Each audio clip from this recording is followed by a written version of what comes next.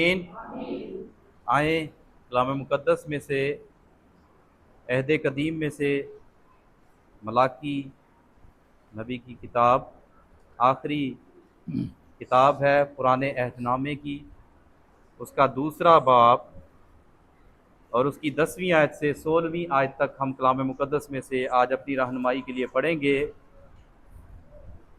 मलाकी 2 बाब उसकी 10वीं आयत से यूँ लिखा है, क्या हम सब का एक ही बाप नहीं? क्या एक ही खुदा ने हम सब को पैदा नहीं किया? फिर क्यों हम अपने भाइयों से बेवफाई करके अपने बाप दादा के अहद की बेहुरमती करते हैं? यहूदा ने बेवफाई की, इसराइल और यरूशलेम में मकरूह काम हुआ है। यहूदा ने खुदा की कदूसियत को जो उसको अजीज थी बेहुरमत किया और एक गैर मबूद की बेटी ब्याह लाया। खुदावंद ऐसा करने वाले से जिंदा और जवाब जिंदा और रब्बुल फाज के हजूर कुर्बानी गुजराने वाले याकूब के खैमों से मुंतका कर देगा। फिर तुम्हारे अमाल के सबब से खुदावंद के मज़बा पर आहो नाला और आंसुओं की ऐसी कसरत है कि वो ना तुम्हारे हदियों को देखेगा और ना तुम्हारे हाथ की नज़र को खुशी से कबूल करेगा। तो भी तुम कहते हो कि सबब क्या है? सबब यह है कि खुदावंद तेरे और तेरी जवानी की बीवी के दरमियान गवाह है। तूने उससे बेवफाई की है, अगरचे वो तेरी रफ़ीक और मनकूहा बीवी है। और क्या उसने एक ही को पैदा नहीं किया, बावजूद के उसके पास और अरवा मौजूद थी? फिर क्यों एक ही को पैदा किया? इसलिए कि खुदा तरस नस्ल पैदा हो। बस तुम अपने नफ्स से खबरदार रहो और कोई अपनी जवानी की बीवी से बेवफाई ना करे, क्योंकि खुदावंद इसराइल का खुदा फरमाता है, मैं तलाक से बेजार हूँ और उससे भी जो अपनी बीवी पर जुल्म करता है। रब्बुल फाज फरमाता है, इसलिए तुम अपने नफ्स से खबरदार रहो ताकि बेवफाई ना करो। कलाम मुक़द्दस के पढ़े सुने और अमल किए जाने पे खुदा उनकी बरकत हो। हम खुदा के कलाम को, खुदा के बंदा को भरपूर तालियों में वेलकम करेंगे।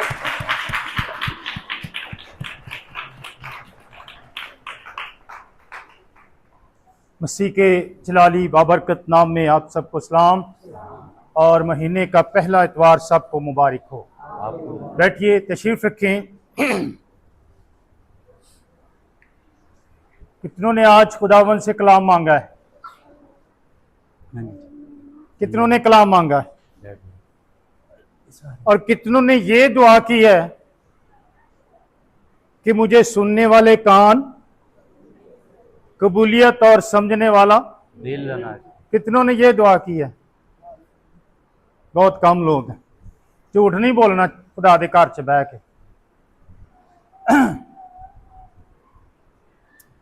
जो हवाला जात पढ़े गए हैं,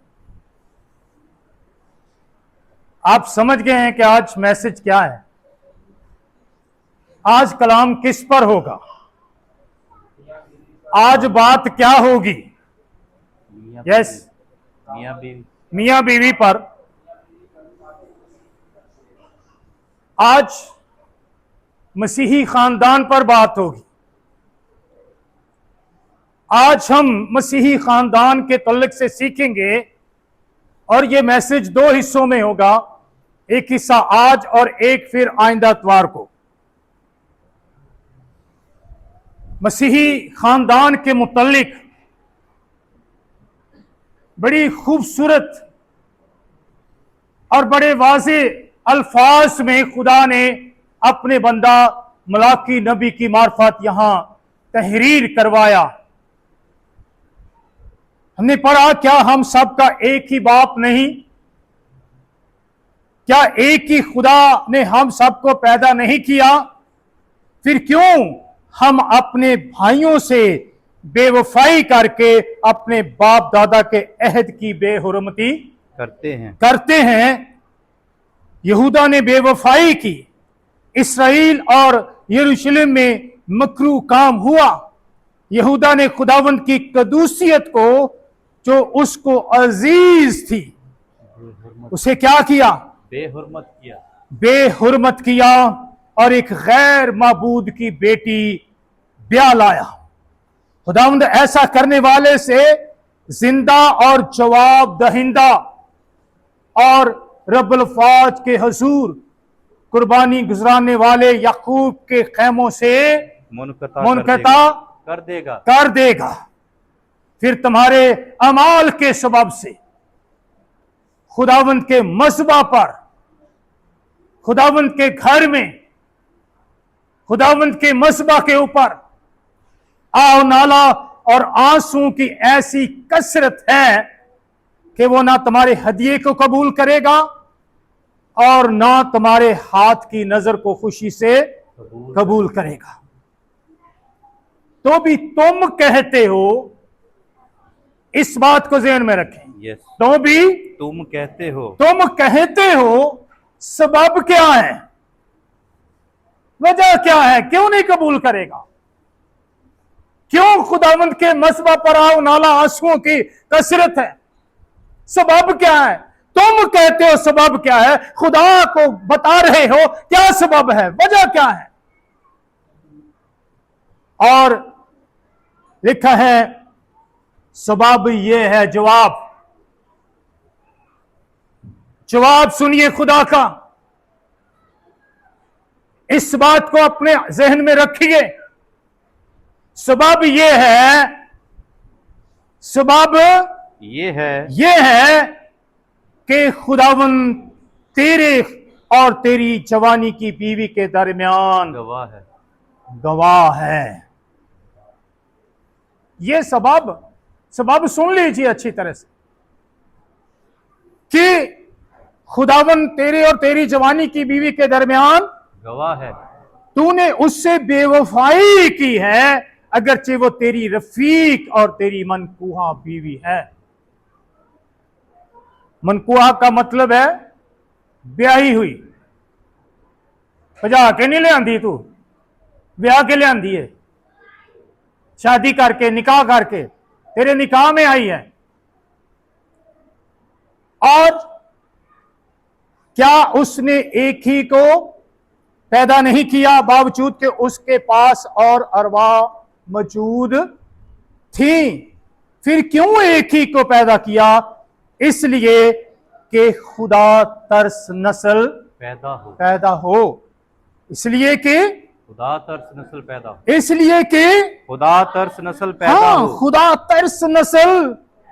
पैदा हो। बस तुम अपने नफ्स से खबरदार रहो और कोई अपनी जवानी की बीवी से बेवफाई ना करे, क्योंकि खुदावंद इस्राएल का खुदा फरमाता है मैं तलाक से बेजार हूं और उससे भी जो अपनी बीवी पर जुल्म करता है। रब्बुल अफ़्फ़ाज फरमाता है इसलिए तुम अपने नफ्स से खबरदार रहो और ताकि बेवफाई ना करो। इसमें चंद बातें, चंद सवाल जरूर हम करेंगे और हम अपनी खानदानी जिंदगी के मुतल्लिक सोचेंगे। जो शादीशुदा है, अज़दवाज में बंधे हुए हैं, और जो शादीशुदा नहीं है वो अपने दिल में ये उमंग लेकर बैठे हुए हैं कि हमारी शादी हो, वो भी आज इस कलाम को सुने, वो भी इन बातों को सुने।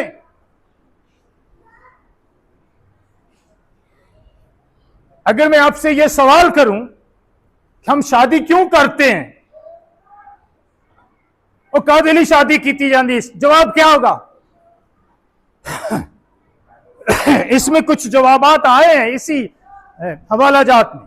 औलाद के लिए, नस्ल की बढ़ोतरी के लिए, खानदान, खुदा तरस नस्ल पैदा हो, ठीक है। और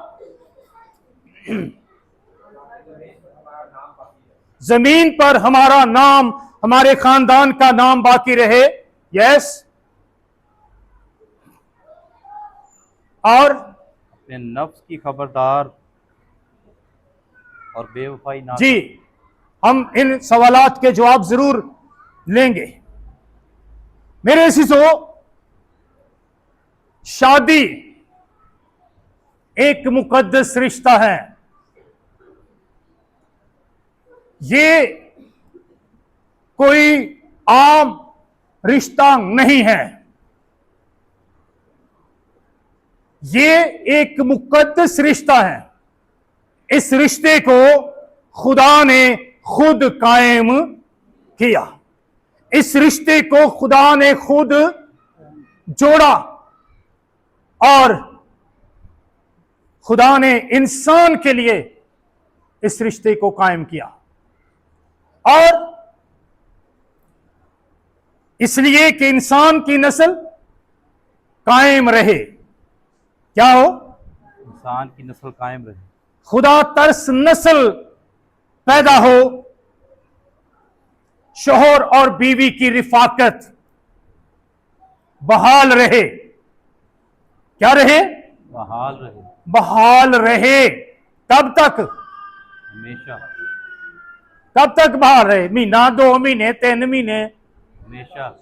6 महीने बाद तलाका मंगनियां शुरू कर दिए, 2 महीने बाद नहीं मैं वसना ही नहीं, मैं नहीं रहना, या फिर नहीं रहना तो मैं भी नहीं हो रखना। इसलिए ताहयात जब तक जिंदगी है दोनों की रिफाकत बहाल रहे, गहरी रिफाकत में वो कायम रहें। और जब निकाह होता है उस वक्त भी ये कहा जाता है, अहद किया जाता है कि जब तक मौत तुम्हें जुदा ना करे, उस वक्त तक जुदा ना होना। आज ते दूसरे दिन ही तलाका मंगनियां शुरू कर देंगे ने अगले। कैसी रिफाकत है? यही सबब है। क्या है? यही सबब है। और फिर खुदा की बादशाही और उसकी रिफाकत को कायम रखा जाए एक खानदान के अंदर। किसकी रिफाकत को? खुदा की रिफाकत को, उसकी बादशाही को क्या किया जाए? मसीही खानदान में कायम रखा जाए। उस खानदान में खुदा की बादशाही नजर आए, खुदा के साथ रिफाकत नजर आए। इसलिए ये शादी की जाती है, इसलिए अज़दवाजी जिंदगी का आगाज किया जाता है, क्योंकि खुदा की बादशाही में हिफाजत है, सिक्योरिटी है। अगर खुदा की बादशाही मेरी एक खानदान में कायम है, मेरी जिंदगी में कायम है, बीवी में, शोहर में कायम है, तो खुदा उस खानदान की क्या करता है? हिफाजत करता है। और यह हिफाजत उस वक्त टूटती है जब खुदा की बादशाही में कायम नहीं रहते, खुदा की बादशाही उस खानदान में कायम नहीं रहती। फिर हर कोई अपनी मर्जी का मालिक हो जाता है, बन जाता है। और कि एक खानदान खुदा की बरकत और मामूरी और हुकूमत को क्या रखे? कायम। अपने खानदान में कायम रखे। सुनिए, इंसान की नस्ल अगर कायम ना रहती, ये शादी का आगाज खुदा ना करता, मियां बीवी का रिश्ता कायम ना होता, मियां बीवी के रिश्ते को कायम ना करता, तो आज हम भी यहां पर ना होते। इंसान की नस्ल कायम ना रहती, खत्म हो चुकी होती। इसलिए शादी को कायम किया गया। आज जो दुनिया में इंसान नजर आ रहे हैं, ये शादी ही के सबब से और वजह से है। खुदा तरस नस्ल, ये क्या है? खुदा तरस नस्ल पैदा हो। कैसी? खुदा तरस, कैसी नस्ल पैदा हो? खुदा तरस, यानी पैदाइश ही से, पैदा होने ही से वो नस्ल खुदा तरस हो। खुदा में कायम रहने वाली, खुदा से डरने वाली, खुदा की पैरवी करने वाली, खुदा का खौफ रखने वाली, खुदा में चलने वाली, खुदा की हजूरी में बढ़ने वाली नस्ल पैदा हो। कैसे होगा? खुदा तरस नस्ल कैसे पैदा होगी? खुदा में बढ़ने वाली, खुदा का खौफ रखने वाली, खुदा में कायम रहने वाली, खुदा की पहचान वाली नस्ल कैसे पैदा होगी? Very good.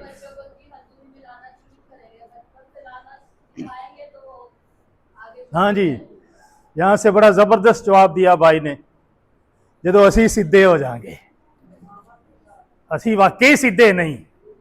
बहुत जबरदस्त जवाब मिला। जब हम सीधे हो जाएंगे, जब माँ बाप सीधा हो जाएगा, जब माँ बाप खुदा तरस होगा, जब माँ बाप खुदा का खौफ रखने वाला होगा, जब माँ बाप के अंदर ईमान होगा, जब माँ बाप खुदा में बढ़ने वाले होंगे, जब घर में खानदान में खुदा की हजूरी, खुदा की बादशाही माँ बाप के वसीला से होगी, फिर खुदा तरस नस्ल पैदा होगी। अगर माँ बाप ही खुदा तरस नहीं है तो फिर कैसे खुदा तरस नस्ल पैदा होगी?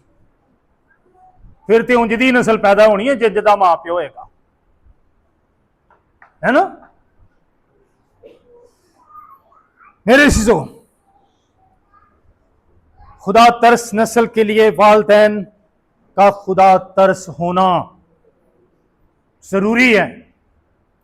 अगर वालिदैन खुदा तरस नस्ल नहीं है तो खुदा तरस नस्ल भी नहीं है।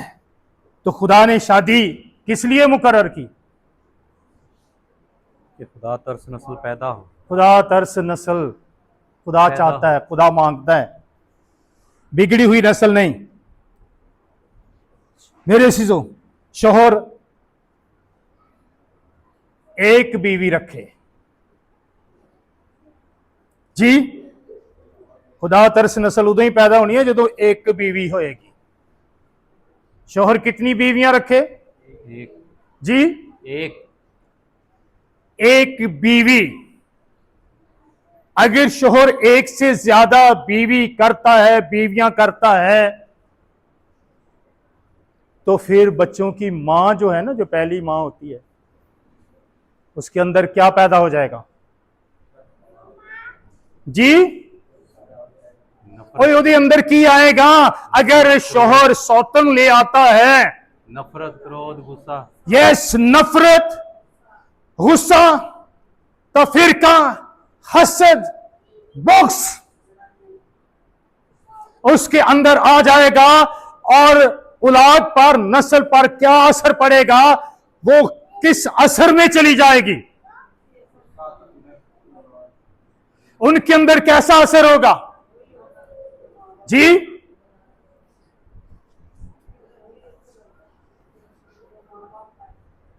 हां जी, जब मां परेशान होगी, मां गुस्से में चिड़चिड़ी हो जाएगी, नफरत से भरी होगी, गुस्से से भरी होगी,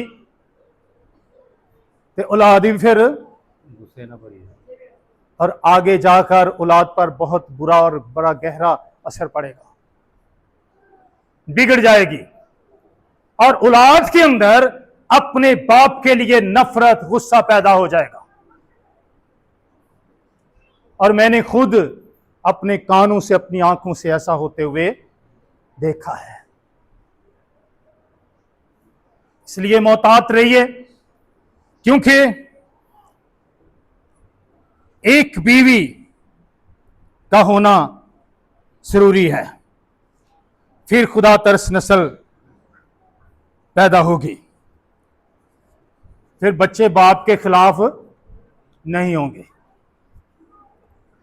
वरना बच्चे बाप के खिलाफ उठ खड़े होते हैं, अफरा तफरी का शिकार हो जाते हैं।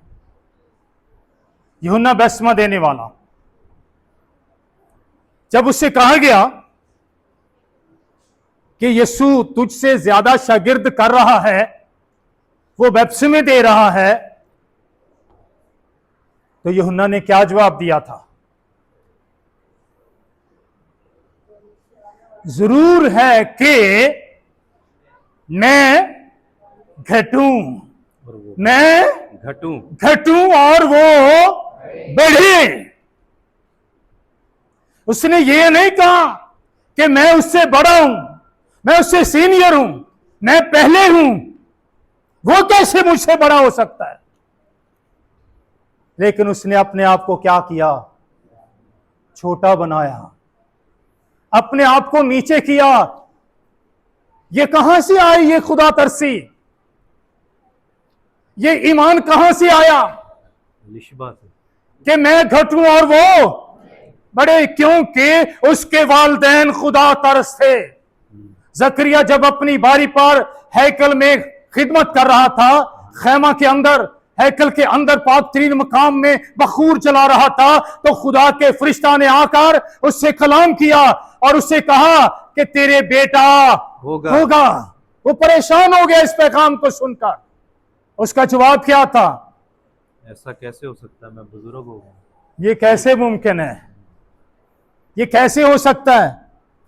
उसका जवाब देखें। लूका पहला बाब 13वीं आयत और फिर 18वीं आयत को पढ़िए। लूका पहला बाब 13वीं आयत और उसके बाद 18वीं आयत सुनिए।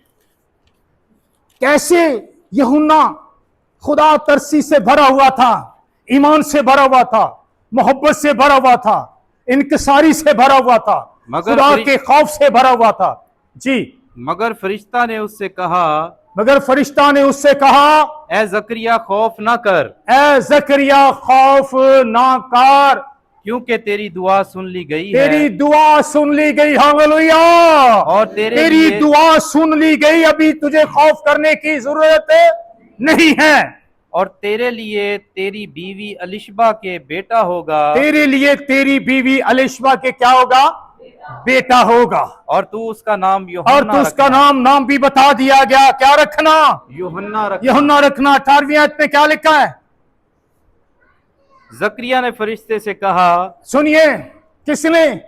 जकरिया ने फरिश्ते से कहा, इस बात को किस तरह जानूं? इस बात को मैं किस तरह जानूं? मेरी समझ से बाहर है ये बात। क्योंकि मैं बूढ़ा हूं। क्योंकि मैं क्या हूं? मैं बूढ़ा हूं। और मेरी बीवी उम्र रसीदा और है। मेरी बीवी उम्र रसीदा है। उम्र रसीदा। अल्फाज पर गौर कीजिए। वो अपने लिए कैसे अल्फाज इस्तेमाल करता है? मैं बूढ़ा हूं और मेरी बीवी उम्र रसीदा। हालेलुया। उन्हें ये नहीं क्या मैं बुढ़ा हुआ तो मेरी बुढ़ी मेरे नाल भी बुढ़ी है, मेरी बीवी मुझसे भी बूढ़ी है। उसने कितने खूबसूरत अल्फाज अपनी बीवी के लिए इस्तेमाल किए। उम्र सीधा है, उन्हें नहीं क्या बुढ़ी है, अपनी बीवी को बूढ़ी है, मोटी, पतली, लंबी, बौनी मत कहिए, अच्छे अल्फाज से नवाजिए, आपको भी अच्छा लगेगा। नहीं नहीं, हाँ जी, और बहुत थोड़े ने लगेगा। Hallelujah hallelujah hallelujah hallelujah. ऐसे अल्फाज इस्तेमाल मत कीजिए जिससे बीवी की दिल आजारी हो, गुस्सा चढ़ जाए उन्होंने। मेरी बीवी उम्र, उनका एहतराम देखें, आपस में उनकी रिफाकत देखें, आपस में उनके अल्फाज देखें, एक दूसरे के साथ बोलना देखें, उनकी मोहब्बत देखें कैसी है, तो फिर औलाद भी तो उंजदी होनी है ना। Hallelujah hallelujah hallelujah hallelujah. मेरे अजीजों, खुदा ने जकरिया को यूहन्ना की सूरत में बेटा दिया और वो अभी बच्चा ही है, मां के पेट में है। कितने? यूहन्ना कहां है? मां के पेट में। और जब मुकद्दसा मरियम अपनी बहन अलिशबा से मिलने के लिए जाती है और उससे गले मिलती है, तो पेट में यूहन्ना जो है वो पेट में क्या करता है? उछलता है। क्या करता है? उछलता है। वाह, उछलता है।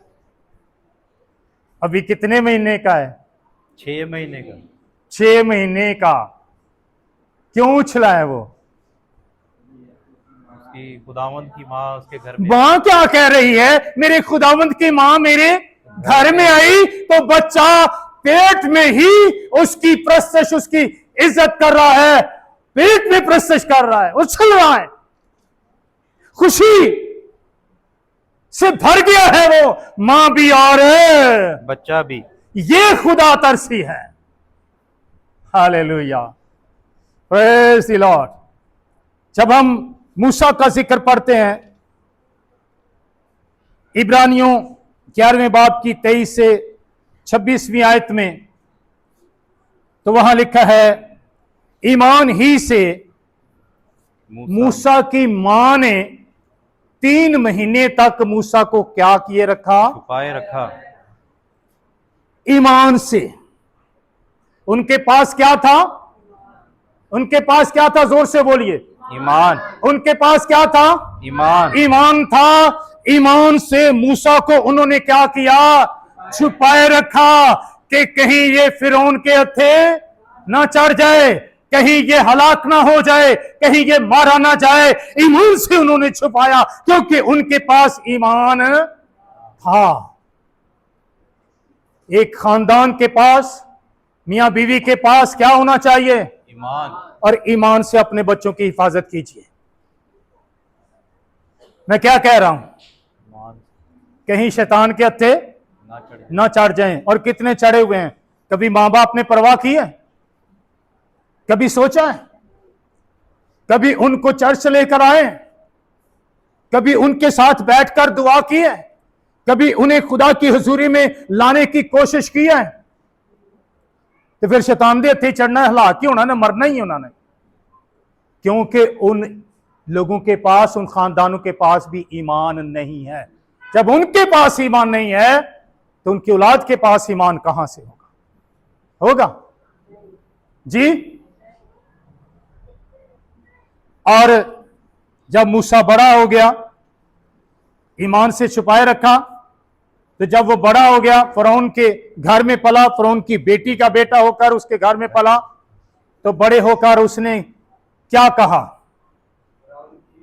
फिरौन की बेटी का बेटा कहलाने कैसे कैसे, मैं वो बात आपसे सुनना चाहता हूं। ईमान के वसीला से, ईमान ही से, ईमान के वसीला से उसने फिरौन की बेटी का बेटा कहलाने से इनकार कर दिया, क्योंकि उसकी मां के पास, उसके बाप के पास ईमान था और उन्होंने अपने बेटे में ये ईमान मुंतकिल किया। हालेलुया।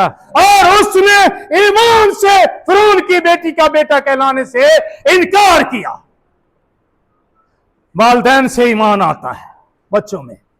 एक मसीही खानदान अपने बच्चों में ईमान मुंतकिल करता है, खुदा पर भरोसा मुंतकिल करता है। वो फिर गैर मबूदों के पास नहीं जाते, गैर मबूदों की पूजा नहीं करते, वो हर तरह के लालच से बच जाते हैं, क्योंकि उनके पास क्या है, ईमान।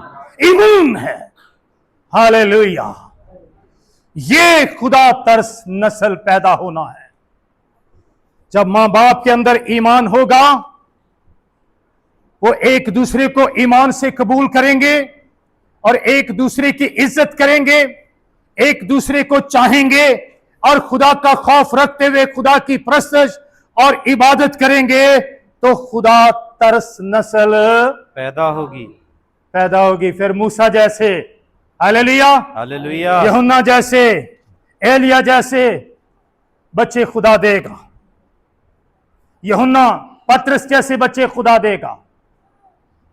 Hallelujah, hallelujah. लेकिन हमें अपने खानदान में ईमान को लाना है, खुदा तरसी को लाना है, क्योंकि ये वालिदैन से सब कुछ मुमकिन होगा। ये तब होगा, ये तब होगा। आप कहें कब होगा? कब होगा? मैं क्या कह रहा हूं? तब होगा। ये तब होगा, तो आप क्या कहें? कब होगा? कब होगा? हाँ जी, देखते हैं कब होगा। ये तब होगा जब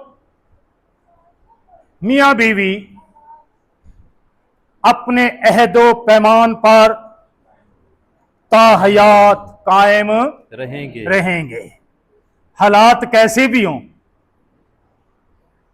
हालात फिर भी वो एक दूसरे का इनकार नहीं करेंगे, अपने अहद पर ईमान में मजबूत रहते हुए कायम रहेंगे ताहयात जिंदगी भर। तब होगा। फिर शादी एक मुकद्दस बंधन है। क्या है? शादी एक मुकद्दस बंधन है, इसलिए खुदा के कलाम के मुताबिक उसके तकद्दुस को कायम रखें। क्या रखें? उसके तकद्दुस को कायम रखें। उसके तकद्दुस यानी उसकी कदूसियत को, उसकी पाकीज़गी को क्या रखें? कायम रखें। तब होगा। नंबर 3, हम ईमान से शादी करें। जिससे हम ईमान से शादी करें। हम ईमान का क्या मतलब है? ईमानदार, जो जैसे मैं ईमान हाँ रखता हूं, जी, वो भी ईमान रखता अगर आप ईमानदार हैं तो शादी भी ईमानदार से कीजिए, बुत परस्त से मत कीजिए। सुलेमान ने भी बुत परस्त औरतों से शादी कर ली थी, बाद में क्या हुआ था? फिर बुतों पे लगा दिया था। उन्होंने अपने बुतों के अगे झुका देता है, इत्थे आ, वरना आप भी बुत परस्त बन जाएंगे। इसलिए मोहतात रहिए, हम ईमान से शादी कीजिए और फिर एक दूसरे से वफादारी की जाए और ताबेदारी की जाए। एक दूसरे की क्या की जाए? वफादारी और ताबेदारी, ताकि खुदा तरस नस्ल पैदा हो। शादी के बंधन में खुदा गवाह होता है। हमने यहां पढ़ा भी है। क्या पढ़ा है हमने? शादी के बंधन में कौन गवाह होता है? तो भी तुम कहते हो सबब क्या है? सबब यह है कि खुदावन तेरे और तेरी जवानी की बीवी के दरमियान गवाह है। हाँ, कौन गवाह है? खुदावन, खुदा। इसलिए शादी के तकद्दुस को पमाल न कीजिए,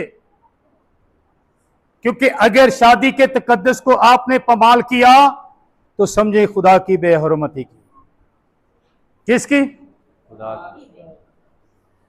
किसकी बेहुरमती की? खुदा की। खुदा की। और जब हम खुदा की बेहुरमती करेंगे तो क्या खुदा हमें बरकत देगा? खुदा दरस नस्ल देगा? नहीं।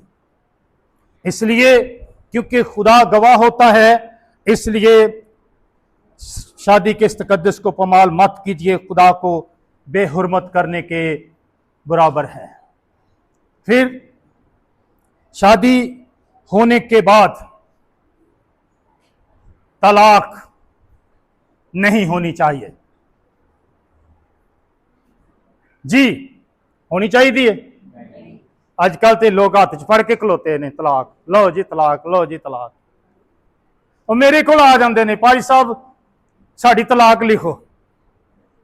हाथ जोड़ के जान छड़ा दिए, जाओ भाई कोर्ट च जाके ये काम करवाओ, साडा काम जोड़ना है, तोड़ना नहीं। खुदा क्या कहता है? बेजार है खुदा तलाक से। खुदा तलाक से बेजार है। अगर मैं तलाक अपने हथा ना लिखा तो मैं किनू बेजार करांगा? ते मैं पागल हाँ? तुसी ते पागल है जे, ते पादरियां नूं नाल पागल बनाओ। लिखो तलाक। इसलिए तलाक ही देनी है तो ना करो शादी, केड़ी लोड़ पई है? केड़ा हल्के कुत्ते ने तुहानूं वड्डिया है? शादी कर लो तो 3 महीने बाद फिर तलाक, फिर दूसरी शादी करो 4 महीने बाद फिर तलाक, फिर शादी करो फिर तलाक, फिर तलाक। खेड बनाया है शादी ने। ये तकद्दुस कायम रखें, ये रिश्ता कायम रखें, क्योंकि ये मुकद्दस रिश्ता है। खुदा तलाक से बेजार है। इसलिए अगर शादी कर ली है तो फिर की करना है? हैं? कायम रहना, निभाना है, वफादार। फिर कुछ जोड़े तो कहने की करिए, गल प्या ढोलते हैं। तो चलो बजाते तो है ने ना, छड्डदे तो नहीं ना, भले वो गल प्या ढोल बजाई जाते ने, छड्डदे नहीं। औखे सौखे होके देन लेकिन शादी का यह मतलब नहीं है कि ही औखे होइए ते फिर साडे दिन गुजरन। ये एक मुकद्दस रिश्ता है, इसे पामाल मत कीजिए, इसके तकद्दस को कायम रखिए। खुदा आपको, आपकी नस्ल को कायम रखेगा। आमीन। हालेलुया। हाँ जी, बीवी पर किसी भी तरह का जुल्म न किया जाए, यही लिखा है ना इस यहां पर जी। क्योंकि खुदावंद इस्राएल का खुदा यूं फरमाता है, मैं तलाक से बेजार हूं और उससे भी जो अपनी बीवी पर जुल्म करता है, अपनी बीवी पर जुल्म करता है, क्या करता है? जुल्म करता है। जुल्म करता है। जुल्म से क्या मुराद है यहां पर? हाँ जी, खाली डंडे नाल मारना जुल्म है जी? सोटियां नाल मारना जुल्म है? चित्रा नाल मारना जुल्म है जी? जुल्म क्या है और क्या है? शाबाश जी। जुबान जी, जुबान से भी जुल्म किया जाता है। ऐसी जुबान जो बीवी के खिलाफ इस्तेमाल की जाती है और बीवी टूट कर रेजा रेजा हो जाती है, ये क्या है? जुल्म। जुल्म। जज्बाती तौर पर उसके जज्बात को ठेस पहुंचाना, उसकी फीलिंग्स को मजरू करना, ये भी जुल्म है। सौंतल लिया के ਉਹਦੇ सिर ते बिठा देना, एक ही है, हैं? एक ही है। ते फिर बचो सारे जुल्म तो। एक वक्त में एक ही बीवी होनी चाहिए। कितनी? अपने नफ्स से खबरदार रहना चाहिए ताकि हरामकारी से बचे रहें। किससे? हरामकारी से हरामकारी से बचे रहें। बचे रहें, क्योंकि हरामकार अपने बदन का भी गुनाहगार है। शादी इसलिए की जाती है कि हरामकारी से क्या रहें? बचे रहें। बचे रहें। इसलिए मोहतात रहिए। शादी में बेवफाई, मलाकी 2:15, तकरीबन 3 बार इन हवालाजात में बेवफाई का लफ्ज इस्तेमाल हुआ। 3 बार ये लफ्ज आया है। इसका मतलब है शादी में बेवफाई की कोई गुंजाइश नहीं, किसी तरह से भी कोई गुंजाइश नहीं है। नहीं है। इसलिए तलकीन की गई है कि शोहर और बीवी में वफादारी होनी चाहिए, वफादार रहें, बेवफाई ना करें। क्या लिखा है? सवाल, क्या उसके पास और अरवा ना थी? यही लिखा है ना? क्या उसके पास और अरवा न थी? मलाकी 2:15। क्या उसने एक ही को पैदा नहीं किया, बावजूद ये कि उसके पास और अरवा भी मौजूद थी? फिर कितनों को पैदा किया? शुक्रिया जी, शुक्रिया, थैंक यू। कितनी बीवियां आदम के पास खुदा लाया जी? एक। क्या उसके पास और अरवा नहीं थी? और बीवियां नहीं बना सकता था? और बीवियां आदम को नहीं दे सकता था? उस वक्त तो जरूरत भी थी, है? ये ज्यादा बीवियां होगी तो ज्यादा औलाद होगी, जल्दी जल्दी जमीन मामूर हो जाएगी। फिर एक ही को क्यों पैदा किया? एक ही क्यों लाया उसके पास? खुदा तरस नस्ल पैदा। पैदाइश की किताब 2 बाब 18वीं आयत।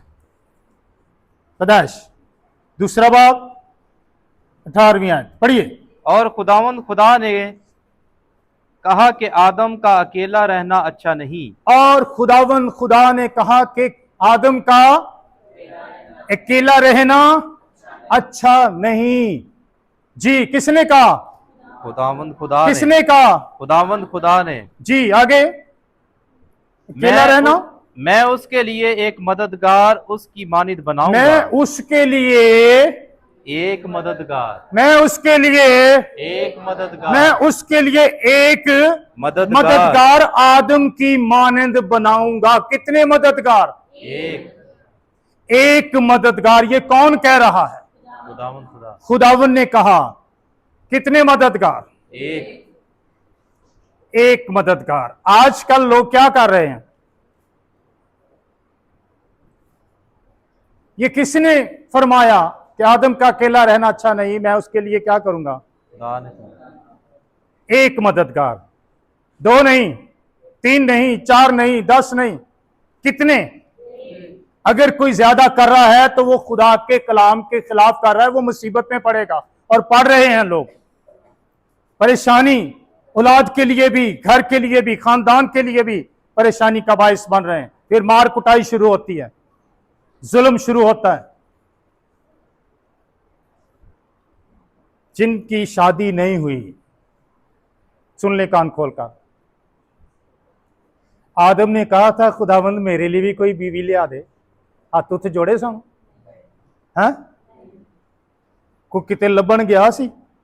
हर एक जानवर का भी जोड़ा जोड़ा, परिंदियां का भी जोड़ा जोड़ा, मछलियां का भी जोड़ा जोड़ा, मैं कला। खुदावंद ये मेरे नाल की तू जुल्म किया? क्या आदम ने कोई कहा? कौन उसके लिए बीवी लाया? तो जो गैर शादीशुदा है टेंशन ना लें, हैं? समझ में आ रही है बात? वो आपकी फिक्र करता है। लेकिन लिखा है जिसे बीवी मिली उसे क्या मिला? तोहफा, गिफ्ट। और दानिशमंद बीवी खुदा की तरफ से मिलती है। आजकल की ये रिवाज है, दिन दुन भी रख लेंदे ने ते फिर भजा के ले आउंदे ने। इन्नी जल्दी, इन्नी टेंशन, इन्नी परेशानी। भी 2-4 दिन सब्र कर लें, कोई मसला नहीं है। आपके दिन रखे हुए हैं, आपकी शादी की तारीख मुकर्रर है, क्या जरूरत पड़ी है? वो आपकी मंगेतर है, आपके साथ रिश्ता तल्लुक कायम हो चुका है। चंद दिन इंतजार कर लें, प्रॉपर तरीके से खुदा की पाक मर्जी के मुताबिक करें। लेकिन क्या हो रहा है? एडी काली पई, आदम नूं काली पई हुंदी ते खुदा नूं कहंदा एक तू चंगा काम करन दिया है। ये मुकद्दस पाक रिश्ता है, सोचिए इस रिश्ते को। फिर पादरी को ला देंगे जी निकाह करो, उन्होंने परेशानी च पा देंगे ने। नहीं करना तो अही दूजे पासे चले जाने, भी चले जाओ भाई, अगे केड़ा तुसी इस पासे जे, अगे केड़ा खुदा दे तुसी इस तरह चुक्या जे खादमा नूं।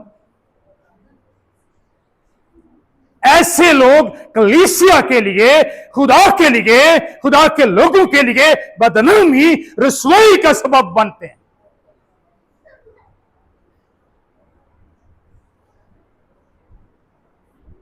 और कई मस्जिद में चले जाते हैं, पादरी साडा निकाह नहीं करन दे जी। क्यों जी? मैं भजा के ले आया, बड़ा नेकी का काम करके आया, तो पादरी भी नेकी का काम नाल ही कर लेना। ये लोग कलीसिया में, खुदा के लोगों में बेइज्जती का बायस बन रहे हैं, खुदा के लिए रसवाई का बायस बन रहे हैं। ये मसीही खानदान नहीं है, क्योंकि मसीही खानदान ईमानदार होते हैं, खुदा परस्त और खुदा तरस होते हैं। इसलिए मोहतात रहिए। कितनी बीवियां? एक। आदम को कितनी दी गई? एक। ते साडे लिए की हुक्म है? तू ही 4-4 कर लो, नो टेंशन। ऐसे ही है? नहीं नहीं नहीं। ते फिर की हुंदा है? ਬੰਦਾ ਬੇਵਫਾਈ ਕਰਦਾ ਨਾ ਬੁੱਢੀ ਨਾਲ, ਅੱਗੇ ਜਾ ਕੇ ਮੈਂ ਬੁੱਢੀਆਂ ਤੇ ਵੀ ਗੱਲ ਕਰਾਂਗਾ ਅਗਲੇ ਹਿੱਸੇ 'ਚ। ਤੇ ਘਰ ਵਾਲੇ ਭੈਣ ਭਰਾ ਵੀ ਸਾਥ ਦੇਣਾ ਸ਼ੁਰੂ ਕਰ ਦਿੰਦੇ ਨੇ। ਉਹ ਖੈਰ ਕੀ ਹੋਇਆ, ਉਹਨੇ ਵੀ ਤੇ ਕੀਤੀਆਂ ਨੇ ਨਾ ਦੋ, ਉਹਨੇ ਵੀ ਤੇ ਦੋ ਕੀਤੀਆਂ ਨੇ ਨਾ। ओए खुदा परस्तो, खुदा तरसो, होश में आ जाओ। क्या कर रहे हो? खुदा के इस मुकद्दस रिश्ते को क्यों पामाल कर रहे हो? क्यों बेवफाई कर रहे हो? क्यों जुल्म बर्पा कर रहे हो? फिर उस घर का हाल की होएगा? बर्बादी। उस घर च खुशी होएगी नहीं। ते साथ देने वाला भी चोर हुंदा है ना, चोर का साथ देने वाला भी कौन है? चोर। खुदा बख्शेगा उन्होंने?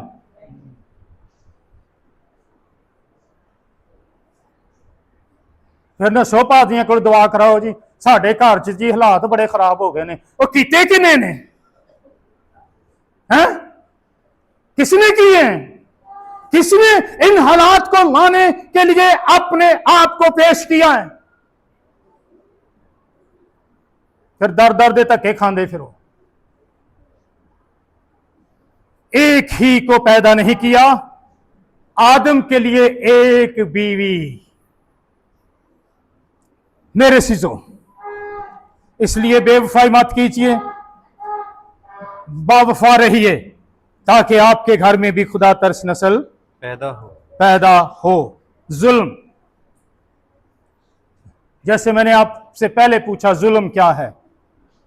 जिस्मानी तौर पर मारपीट करना, जख्मी करने वाली जुबान, ना इंसाफी करना, सख्त गीर रवैया और जिस्मानी जज्बाती जुल्म करना, बीवी को बिला वजह तलाक देना, उस पर सौतन लाकर खड़ी कर देना, वगैरह वगैरह और बहुत सारी बातें की जा सकती। ये जुल्म है। जब जुल्म करोगे तो आपके साथ भी जुल्म होगा। अगर कोई गैर अक़वाम जो बुत परस्त है शादी करता है तो वो खुदा को बेहुरमत कर रहा है और खुदा से अपने हकूक खो रहा है, और खुदावंद उस शख्स से उसका हिसाब जरूर लेगा नहीं लेगा? तो फिर देने लिए तैयार हो जाओ, खड़े हो जाओ, क्योंकि खुदा हिसाब लेने के लिए आ रहा है। इसलिए मोहतात रहिए, क्योंकि खुदा को हिसाब देना कोई आसान काम नहीं है। हकूक से दस्तबरदार हो जाएगा ऐसा शख्स जो खुदा उसे देना चाहता है। इसलिए क्योंकि खुदा की रफाकत जो है मुनक़ता हो जाएगी, खुदा अलग हो जाएगा, उससे रफाकत नहीं रहेगी। तो जिस घर च खुदा ना रहे उस घर च शैतान रहिंदा जे। सीधी सीधी गल है, समझ आन रही है कि नहीं आन रही? तो शैतान कभी नहीं चाहेगा कि एक घर तरक्की करे, सरफराज होए। खुदा उहदे हदिये नूं भी कबूल, उसके हदिये के नजराने को कबूल, उसकी नस्ल को खुशी से कबूल नहीं किया जाएगा। बीवियों के साथ जिंदगी बसर करें। कैसे? कैसे? पत्रस का खत निकालिए, पत्रस का खत, पहला पत्रस 3 बाब 7वीं आयत।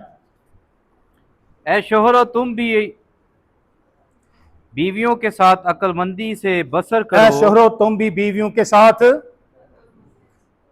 अक्लमंदी से बसर करो जी। और औरत को नाजुक ज़रफ जानकर, औरत को नाजुक ज़रफ जानकर उसकी इज्जत करो। और यूं समझो के हम दोनों जिंदगी की नेमत के वारिस हैं, ताकि तुम्हारी दुआएं रुक न जाएं। सुनिए जी, तुम दोनों हमेशा की जिंदगी, दोनों को क्या मिला है? हमेशा की जिंदगी का नेमत गिफ्ट खुदा ने दिया है। दोनों को, दोनों बराबर हैं। दोनों के लिए खुदा ने एक ही नेमत यानी जिंदगी की नेमत, जिंदगी के वारिस ठहराया है उनको। इसलिए इस नेमत को जाया होने से क्या कीजिए? बचाइए, इसे कम ना होने दीजिए। कोई किसी से कम नहीं बल्कि बराबर हैं।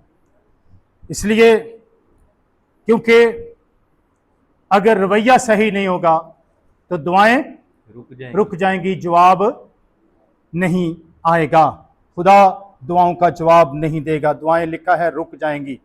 शादी का तल्लुक यानी मियाँ बीवी का तल्लुक दुरुस्त नहीं है तो दुआओं का जवाब भी नहीं मिलेगा। पहले अपनी शादीशुदा जिंदगी को दुरुस्त कर लीजिए, फिर दुआ कीजिए, खुदा आपकी दुआ का जवाब जरूर आपको देगा। अगर आपने अपनी शादीशुदा जिंदगी को दुरुस्त नहीं किया तो दुआओं का जवाब नहीं मिलेगा। कोई फायदा फिर पादरियां को दुआ करा लो, बिशपां को करवा लो, फादरां को करवा लो, एल्डरां को करवा लो, डीकना को करवा लो, क्वायर लीडरां को करवा लो, घर च शुक्रगुजारियां रख लो, खुदा जवाब नहीं देगा। इसलिए शादीशुदा जिंदगी को क्या करें, दुरुस्त कर लें ताकि आपको आपकी दुआओं का भी जवाब मिलता रहे और आपकी जिंदगी आसान से आसान तर हो जाए और आपके खानदान में खुशी और शादमानी हमेशा कायम रहे। खुदावंद आप सबको बरकत दे। आमीन। इसका अगला हिस्सा आइंदा बयान किया जाएगा। जरूर उस हिस्से को सुनने के लिए भी